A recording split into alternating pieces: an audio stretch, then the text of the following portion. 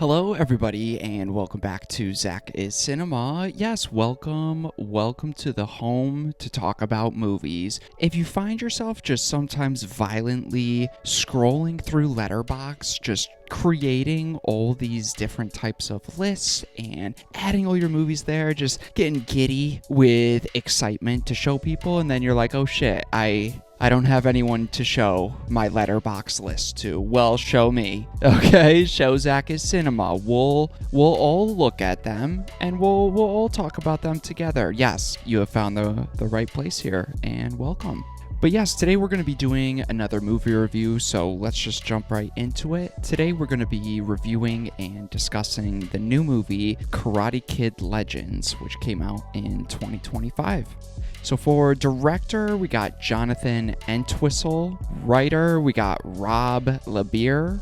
Starring in the movie, we got Jackie Chan, Ralph Macchio, and Ben Wang. The story follows kung fu prodigy Li Fong moves from Beijing to New York City after a family tragedy, where, guided by Mr. Han and Daniel LaRusso, he learns to merge their martial arts styles to face a citywide karate tournament and to confront the past. So, as we hop into the review for Karate Kid Legends, obviously, ZakIsCinema here, we've been covering all the Karate Kid movies. So, if you're interested in any of my more in-depth thoughts on the rest of the franchise, we're going to be having a ranking coming out soon, but I also have individual reviews for every movie in this franchise. So, this is the newest one. So, we've kind of, I know I said it at the last review, but we've kind of reached the end point here, and then we'll do a ranking. So I was definitely anticipating this movie. I feel like I have so much nostalgia for the original Karate Kid, but also the remake one in 2010 with Will Smith's son, which is now also canon. So I guess the other canon one. I'm not the biggest fan of the rest of them, especially going through it most recently for this review series, but I was definitely looking forward to Karate Kid Legends. I thought some of the earlier teaser trailers looked really good. I was excited to get Ralph Macchio back as Daniel, and I was really curious and interested to see how they were going to introduce Mr. Han and make him canon as a part of this official Karate Kid universe. So I was just interested to see this play out. We haven't gotten a Karate Kid movie in a while, but I know there's Cobra Kai. I was going to open up to everybody and let you guys know that I have not seen Cobra Kai. It's a show that I want to watch. I've never gotten around to it. I will eventually. So right off the bat, if you need to watch Cobra Kai to watch this movie, I would say no. Okay, ZakIsCinema says no. So let's hop into the review section, starting with the positives or just the things that I really enjoyed about this movie. Like I mentioned, this is not going to be a spoiler review. I might get into some details, so if you absolutely don't want to know anything, then yeah, just watch it and then maybe come back if you want to. I'll leave it up to you here, but I really enjoyed how this movie kicks off in its introduction scene. Again, not spoiling anything, but they use a scene from a previous Karate Kid movie, and also it recontextualizes that scene that we've seen before in the previous movie and kind of helps to better explain how they are merging the 2010 movie with the rest of the franchise, and then also sticking with that theme of merging karate with kung fu. I really enjoyed that opening scene. It's very brief. I think it's a reused scene. I'm like 99% sure, but I liked how it kicked off. Made me feel all warm and fuzzy inside, which is always a good sign. Next here, I would say the karate action, well, there wasn't as much maybe as I was hoping for. There are some really great standout scenes. I think the action was done really, really well. It's nothing like it's not going to reinvent the genre or anything.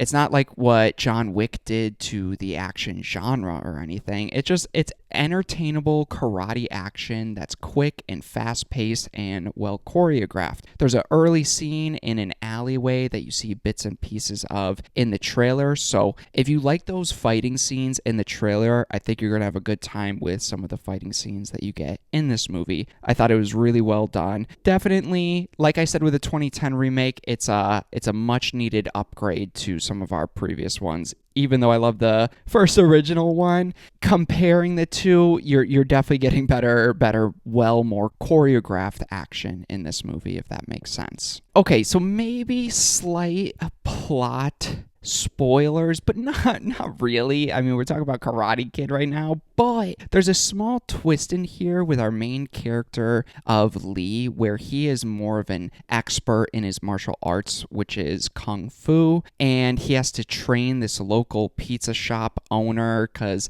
it's the dad of the girl that he's interested in. So it almost introduces a new dynamic where, sure, Lee is this fish out of water character coming into this new town, this new city and everything, and there's a brief moment in like the first half of the movie where Lee is actually stepping up and doing some of the training with some of the other characters that we interact with. So I like that change in dynamic. I think it helps it not feel as repetitive as it could. We'll get into my issues with the movie, and it definitely feels repetitive, but I like the little sprinkle there where there was a brief moment of time in the movie where he was doing something different, and I just liked seeing him train this older guy that he just kind of met. So I like that. I like where it leads off. This is not a spoiler. It's talked about in the trailer a little bit, but our main character of Lee has a brother who passed away. So again, it gives us a little bit more sympathy towards the character, and I like where it goes in the story, how it relates to his personal life, and I enjoyed how it also gave him some additional motivation to get back into fighting and his martial arts. So I like the stuff that they do with that. Again, not only giving him more sympathy, but just it's relating to the martial arts. There's a reason behind it, and it kind of comes into play later. So I like that small detail here. You definitely feel for our boy Lee here, and I think that's another positive. Lee, the actor Ben who plays him, I think did a really good job. Nothing where he's surpassing Daniel from the original, but I think he carries this movie just fine, and you feel for him. He's a likable actor, he's a likable character in the movie, and does really, really well with the choreographed fight scenes too. So I think he did a good job. Lastly here, again, not going to into specifics, but I do like the point and how the movie kind of merges the franchise. I like how they merge the 2010 and original series as well, and merge that kind of kung fu and karate different styles. It's very much a merging movie, not only with the martial arts, but with all our characters too, and that definitely comes into play a little bit later on. I was curious how they're going to handle it, and I think they handled some aspects there well, especially just with I like the introduction of mixing these martial arts that we've seen in a couple different movies here. So I enjoyed that here as well. But let's move on to my mixed aspect. So first, I enjoyed the romance aspect in this movie. Just, it's cliche as hell. And again, we'll get into it with my negatives, but the same things we've seen before. I just think these two actors have really good chemistry. It's a sweet love story. You get behind it. You see why these characters would end up together, but it's cliche. It is so cliche. The first scene that they're in together, she's already kind of fawning over him. They get this instant connection, just kind of keep running into each other. It's stuff you've seen before. I just think they do a good job, or good enough, but that's why it's in my mix, because I'm like, oh god, we're really doing this again here. She has a dickhead boyfriend, or ex-boyfriend too, that's bullying our character of Lee, and I'm like, okay, we've been here, characters are and actors are doing a good job here, but hey man, I just saw this. And one of my bigger mixed things, so I know I said in my positives that I like the merging of the kung fu and karate, and there's a reason why they're merging them and training Lee to do the merged martial arts here. On top of that, I like the inclusion of Daniel and Mr. Han, but the way that they make the connection between Mr. Han and Daniel feels just so forced and so convenient. It comes off as lazy, and it felt like they were just doing this all right, we got a new Karate Kid movie, going to be like the same plot. What can we do a little bit different? Well, hey, what if we get some legacy characters in? Everyone loves a good legacy character nowadays, and that's what it feels. It feels like kind of getting these characters together like the Avengers, but I don't know, like it's like one of those things where I enjoy the actors who play, like Jackie Chan and Ralph Macchio. I love them, so of course I'm going to like watching them. But it's that plot point in the movie where if those characters were played by anybody else, the story would still be the exact same. So it's just for that legacy character, which I'm kind of just like a sucker for, I guess, because I enjoy it a little bit, but just their connection felt kind of forced and lazy, and I'm like, okay, we're just doing this so we could have some more names on the poster. That's how it kind of came off. But let's jump into my negatives, or the things that I just didn't really enjoy about this movie. First, I will say I'm definitely a little disappointed with this movie. It's fine, but it had me rolling my eyes early on